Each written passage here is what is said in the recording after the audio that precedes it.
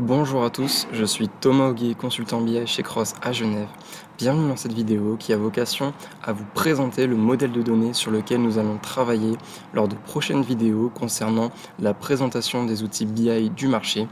On commencera notamment par les outils Tableau et ClickSense.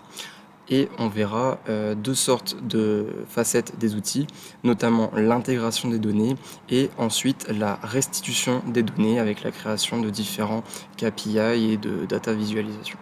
C'est parti pour la présentation du modèle de données.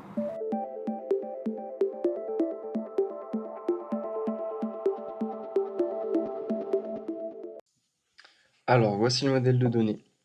Comme on peut le voir, il contient 3 tables de faits et 11 dimensions.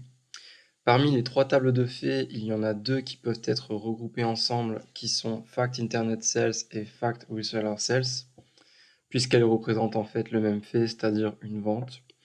Ensuite, on va avoir une table de faits qui nous montre l'inventaire d'un produit rattaché à une dimension produit et à une dimension date, juste ici.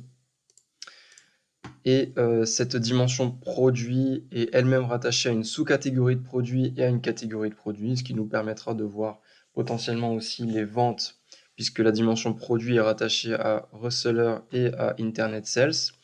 Donc on pourra voir les ventes par sous-catégorie de produits et catégorie de produits. On pourra faire de dimensions hiérarchiques par exemple. Ensuite, les ventes qui sont faites chez un reseller sont rattachées à un employé, lui-même rattaché à une dimension représentant le territoire de vente sur lequel a été fait la vente et qui lui-même est rattaché à une dimension géographique. Concernant les ventes qui sont faites sur Internet, elles sont rattachées à un customer et chacune des ventes, que ce soit sur Internet ou pour un reseller, sont rattachées à une dimension produit, comme on peut le voir juste ici. Ensuite, il y a aussi la notion de devise pour les 2 tables de faits. Donc vraiment, ces 2 tables de faits sont très similaires, donc elles ont vocation à être concaténées pour n'en faire qu'une seule dans les rapports. Et ensuite, on a notre dimension de date qui est rattachée à bon nombre de dates, mais celle qui nous intéressera le plus, ce sera l'order date, puisqu'on pourra voir en fait l'évolution du chiffre d'affaires selon la date à laquelle a été fait la vente. Voilà pour la présentation du modèle de données.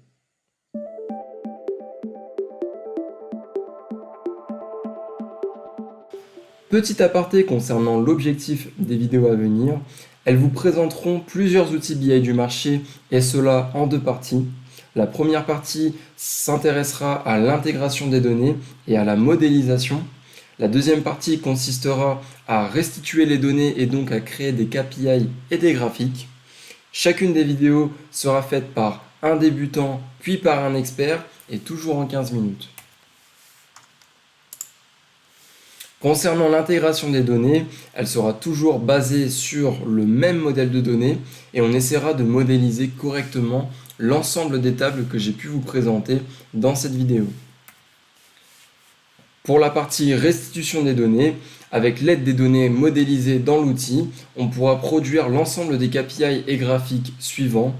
Un KPI représentant le chiffre d'affaires, une carte indiquant le chiffre d'affaires par zone, un graphique en barre présentant les employés qui ont le plus vendu, un graphique en barre présentant le chiffre d'affaires par produit, l'évolution du chiffre d'affaires en utilisant le champ Order Date, un diagramme circulaire, aussi appelé pie chart, indiquant les proportions de ventes effectuées sur Internet versus les resellers, et un graphique présentant le nombre de ventes par territoire.